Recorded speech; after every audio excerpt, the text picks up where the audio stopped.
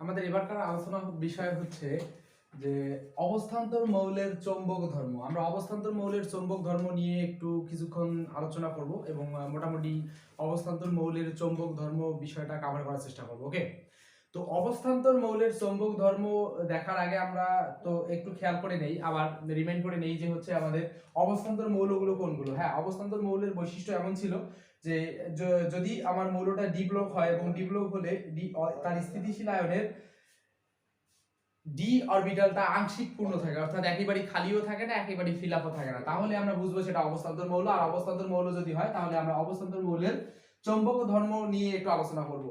দেখো, ধরো আমাদের অবস্থান্তর মৌল হিসেবে আমরা যে বিষয়টাকে জানতাম সেটা হচ্ছে একটা আয়রন আমার অবস্থান্তর মৌল। তো আমরা আয়রন নিয়ে আলোচনা করব প্লাস অন্যান্য অবস্থান্তর মৌলগুলো নিয়ে আলোচনা করব। তার আগে আমরা চৌম্বক ধর্ম বিষয়টা নিয়ে আলোচনা করি। চৌম্বক, তিন ধরনের চৌম্বক ধর্ম আমরা দেখতে পাই। সেটা হচ্ছে একটা ফেরোম্যাগনেটিক চৌম্বক ধর্ম, ফেরোম্যাগনেটিক চৌম্বক ধর্ম, চৌম্বক পদার্থ, আর যেটা হচ্ছে চৌম্বক দ্বারা আমরা তীব্রভাবে আকর্ষিত হয়। ফেরোম্যাগনেটিক যেটা, সেটা হচ্ছে চৌম্বক দ্বারা তীব্রভাবে আকর্ষিত হয়। আর একটা হচ্ছে প্যারাম্যাগনেটিক, যেটা চৌম্বক দ্বারা তীব্রভাবে মৃদুভাবে আকর্ষিত হয়। আর একটা হচ্ছে ডায়াম্যাগনেটিক বা ডায়াচৌম্বক, যেটা হচ্ছে চৌম্বক দ্বারা হচ্ছে আমার একেবারে মৃদুভাবে বিকর্ষিত হয়। এবং কেন সেটা হয় সেটা আলোচনা আমরা করব। তার আগে আমরা একটু দেখে নেই যে কেন এই ধর্মগুলো তারা প্রদর্শন করে এবং কোন কোন মৌলের ক্ষেত্রে কোন বৈশিষ্ট্যের কারণে এই ধর্মগুলো আমাদের প্রদর্শন করে, এবং অবস্থান্তর মৌলের ক্ষেত্রে কোন কোন মৌলের ক্ষেত্রে কোন ধরনের চৌম্বক পদার্থ আমরা দেখব, চৌম্বক ধর্ম আমরা দেখতে পাবো, সেগুলো নিয়ে একটু আলোচনা করি। আমরা যখন ফেরোম্যাগনেটিক দেখব, ফেরোম্যাগনেটিকের ক্ষেত্রে আমরা এই জায়গায় একটা কথা মেনশন করে দিই, সেটা হচ্ছে ধাতু। অর্থাৎ আমরা ফেরোম্যাগনেটিক বা ফেরোচৌম্বক পদার্থ যখন দেখব তখন একটু আলোচনা করব যে iron, cobalt, nickel. Iron, cobalt, nickel সবসময় আমার হচ্ছে ফেরোম্যাগনেটিক বা ফেরোচৌম্বক পদার্থ হয় এবং যেটা তীব্রভাবে আকর্ষিত হয় কি দ্বারা, চৌম্বক দ্বারা। এবং কেন হয়, আমরা যদি আয়রনের ইলেকট্রন বিন্যাস করি তাহলে আমরা দেখতে পাবো আয়রনের ইলেকট্রন বিন্যাস করি। আয়রন হচ্ছে 26 নম্বর মৌল। আয়রনের ইলেকট্রন বিন্যাস আমরা যদি দেখি তাহলে হচ্ছে আর্গন 4s2 3d6। এবং আয়রনের স্থিতিশীল আয়ন যেটা, কারণ হচ্ছে আমাদের অবস্থান্তর মৌল হওয়ার সবথেকে বড় বৈশিষ্ট্যটা যে স্থিতিশীল আয়ন হতে হবে, এবং স্থিতিশীল আয়নের কি হতে হবে, ডি অরবিটালটা আংশিক পূর্ণ হতে হবে। আমরা যদি স্থিতিশীল আয়ন দেখি, আয়রনের স্থিতিশীল আয়ন সম্পর্কে এতদিন আমাদের ধারণা হয়ে গেছে ফেরিক আয়ন যেটা, সেটা ফেরিক আয়নের আর্গন ইলেকট্রন বিন্যাস যদি আমরা করি তাহলে পাবো 4s0 3d5। আমরা একটু যদি বক্স পদ্ধতিতে এইটাকে আলোচনা করার চেষ্টা করি, বক্স পদ্ধতি যদি আমরা 3D কাঠামোর আমরা যদি বক্স পদ্ধতিতে কনফিগারেশনটা দেখি তাহলে এমন হয় 1 2 3 4 5। তাহলে এইখানে একটা, দুইটা, তিনটা, চারটা, পাঁচটা, অর্থাৎ পাঁচটা ইলেকট্রন থাকবে, সেটা একমুখী স্পিনে থাকবে এবং প্রত্যেকটা ইলেকট্রন খেয়াল করে দেখবা যে হচ্ছে আমার অযুগ্ম ইলেকট্রন। কয়টা? এই 3d5 যেটা কাঠামোটা, এই 3d5 কাঠামোটা হচ্ছে আমার এই অবস্থায় থাকবে 3d অরবিটালে। সেক্ষেত্রে আমরা দেখব যে প্রত্যেকটা অরবিটাল হচ্ছে অযুগ্ম। আমরা দেখব যে আমাদের এই যে 3d কাঠামো যেটা থাকবে, এই 3d কাঠামোটার ভিতরে যদি অযুগ্ম ইলেকট্রন একাধিক থাকে তাহলে বুঝবো যে সেই মৌলটা হচ্ছে আমার কি হবে, একটা ফেরোম্যাগনেটিক বা ফেরোচৌম্বক পদার্থ হবে। যদি সেটাতে হচ্ছে একটা আমরা সিঙ্গেল অযুগ্ম ইলেকট্রন পাই তাহলে সেক্ষেত্রে আমার সেই যৌগটা কি হবে, সেই মৌলটা কি হবে, সেই মৌলটা হবে হচ্ছে আমার প্যারাম্যাগনেটিক পদার্থ এবং সেটা হচ্ছে চৌম্বক দ্বারা মৃদুভাবে আকর্ষিত হবে। আর যদি আমরা দেখি যে হচ্ছে আমার সবগুলোই যুগ্ম ইলেকট্রন হয় তাহলে সেক্ষেত্রে দেখবো যে সেটা হচ্ছে আমার ডায়াম্যাগনেটিক পদার্থ হবে। আমরা এই ক্ষেত্রে যদি একটু আলোচনা করি, আমরা একেবারেই একটু দেখে নেই যে আমার প্যারাম্যাগনেটিকের উদাহরণ কোনগুলো হবে। ধরো প্যারাম্যাগনেটিকের উদাহরণ হবে আমার এইখানে যদি একটু আলোচনা করি তাহলে সেক্ষেত্রে তোমরা দেখবা যে কপার যে মৌলটা আছে, কপারটা হচ্ছে প্যারাম্যাগনেটিক হয়। কেন হয়? কারণ জানি আমরা কপারের ইলেকট্রন বিন্যাস যদি আমরা করি, কপার কত নম্বর মৌল আমরা জানি, 29 নম্বর মৌল। এবং এই ক্ষেত্রে আমরা এখানে দেখব যে কপারের ক্ষেত্রে কি দেখতে পাই,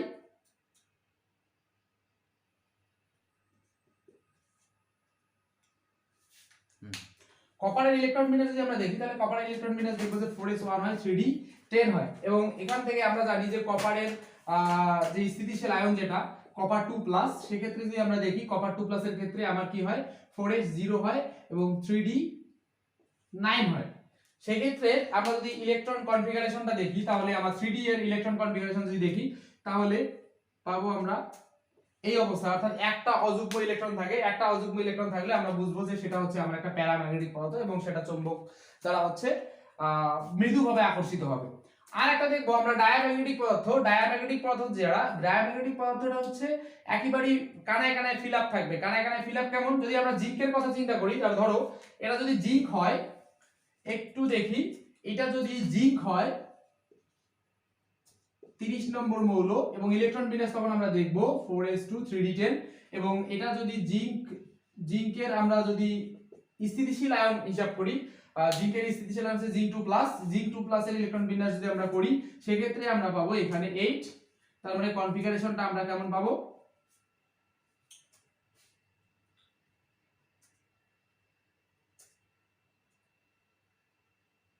কনফিগারেশনটা হচ্ছে আমরা 3D এর ক্ষেত্রে পাবো যেটা, সেটা হচ্ছে এমন।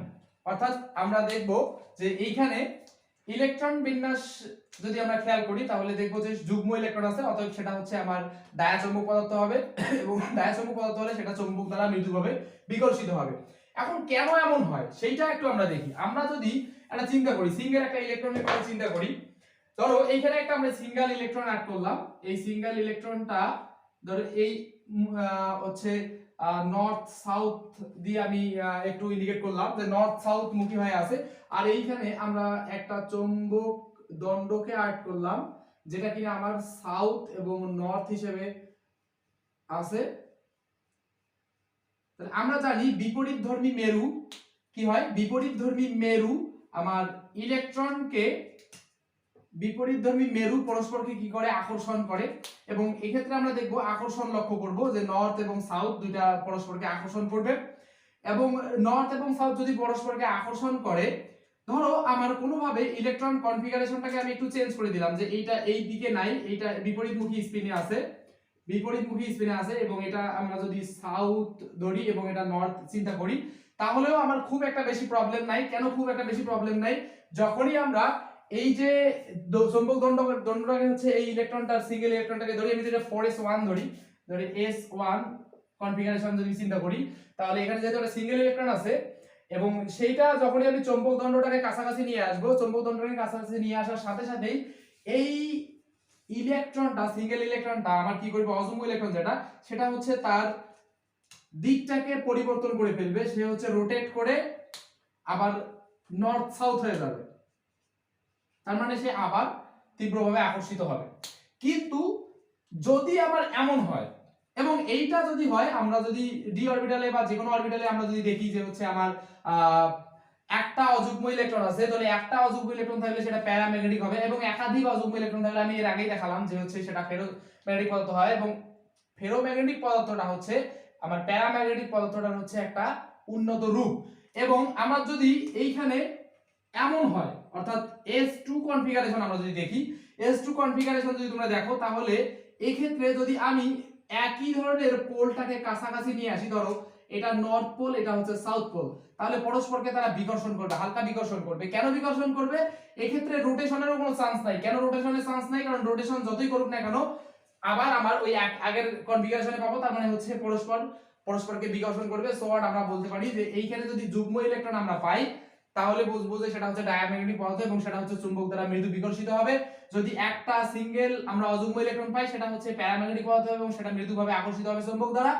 আর যদি আমরা একাধিক অযুগ্ম ইলেকট্রন দেখতে পাই, তাহলে সেক্ষেত্রে আমরা দেখব যে সেটা হচ্ছে আবার ফেরোম্যাগনেটিক পদার্থ বা ফেরোচুম্বক পদার্থ হবে, যেটা হচ্ছে তীব্রভাবে চুম্বক দ্বারা আকর্ষিত হবে। আশা করি তোমরা বিষয়টা বুঝতে পারছো।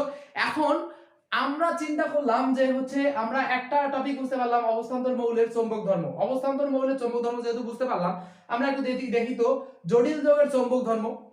জটিল যৌগের চৌম্বক ধর্ম এর আগের ক্লাসটাতে আমি একটু হালকা করে দেখাইছিলাম এবং আমি বিষয়টাকে বোঝানোর চেষ্টা করছিলাম। আমরা যদি যে কোনো একটা জটিল যৌগ নেই, ধরো আমরা একটা জটিল যৌগ নিলাম যে পটাশিয়াম ফেরোসায়ানাইড, যেটা ফেরোসায়ানাইড।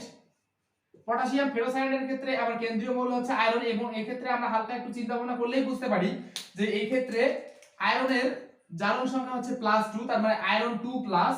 আয়রন 2 প্লাস এর ইলেকট্রন বিন্যাস যদি আমরা করি, এর আগে দেখলাম যে 4s 0 3d6 হয়। যদি 3d6 হয় তাহলে আমরা কাঠামোটা যদি একটু আঁকার চেষ্টা করি তাহলে আমার এমন ভাবে হয় 1 2 3 4 5 6, একাধিক অযুগ্ম ইলেকট্রন আমরা পাই। যেহেতু একাধিক অযুগ্ম ইলেকট্রন আমরা এই ক্ষেত্রে খেয়াল করি, তার মানে এই ক্ষেত্রে আমাদের মনে হতে পারে যে এই যে আমার আয়রন পটাশিয়াম যেটা ফেরোসায়ানাইড আছে, যেটা হচ্ছে আমার পটাশিয়াম টেট্রাসায়ানোফেরেট 2, যেটা এই যে যৌগটা আছে এটা হচ্ছে মনে হতে পারে তোমাদের এটা হচ্ছে একটা কি যৌগ, এটা মনে হতে পারে যে হচ্ছে এটা একটা হচ্ছে তোমার ফেরোম্যাগনেটিক পদার্থ। হ্যাঁ, এটা ফেরোম্যাগনেটিক পদার্থ হতো যদি সেটা হচ্ছে জলীয় যৌগ না হতো। এটা ফেরোম্যাগনেটিক পদার্থ তখন থেকেই বাদ দিয়ে গেছে, কারণ এই যে ছয়টা আমার যে লিগ্যান্ড দেখতে পাচ্ছি, এই লিগ্যান্ড ছয়টা হচ্ছে এই ইলেকট্রনগুলোকে চাপ দিবে, কম্প্রেস করবে, কম্প্রেস করলে তারা এই রকম হয়ে যাবে। এই ছয়টা ইলেকট্রন এমন থাকবে, এই দুটো ফাঁকা অরবিটাল থাকবে, এখানে 4s এবং এখানে তিনটা ঘর থাকবে 4p। সেক্ষেত্রে আমরা এই ছয়টা লিগ্যান্ড ছয়টা মুক্তজোড় ইলেকট্রনের মাধ্যমে বন্ধন যখন অংশগ্রহণ করবে দেখবো যে আমরা কনফিগারেশনটা কম্প্রেসের কারণে আমার এই লিগ্যান্ডের কারণে চাপ খেয়ে তারা যুগ্ম ইলেকট্রনে পরিণত হয়। সো হোয়াট, এটা একটা ডায়াম্যাগনেটিক পদার্থ হয়ে যায়, কারণ আমরা যুগ্ম ইলেকট্রন কার বৈশিষ্ট্য দেখছিলাম, ডায়াম্যাগনেটিক বা ডায়াচম্বক পদার্থের বৈশিষ্ট্য। অতএব আমরা বলবো যে এই যৌগটা হচ্ছে একটা ডায়াচম্বক পদার্থ। আশা করি বিষয়টা বোঝা গেল।